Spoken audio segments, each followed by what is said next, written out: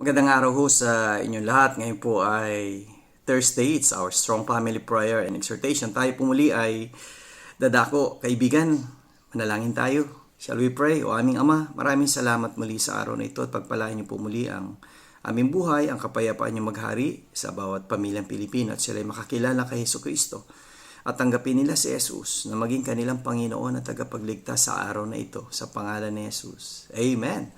Nawa ang panalangin na yan ay atin ding ginagawa.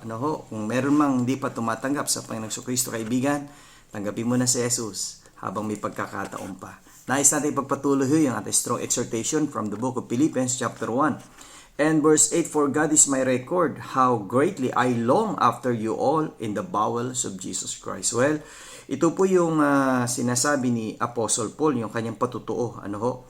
Kung paano siya nananabik na ang bawat isa ay makakilala sa ating Panginoong Jesucristo. Katulad din po ng ginagawa natin. Ang ating panalangin ay ang bawat pamilyang Pilipino ay makakilala sa Panginoong Jesucristo at tanggapin nila si Jesus na maging kanilang Panginoon at tagapagligtas at sumunod sa kanyang kalooban, sumunod sa kanyang mga aral at mamuhay na naayon sa pamamaraan na sinasabi ng mga aral mula sa salita ng Diyos. Nawa, ang pamilyang Pilipino ay patuloy na maging matatag at magkaroon ng relasyon sa Panginoong Jesucristo. See you again tomorrow sa ating Strong Family Prayer and Exhortation.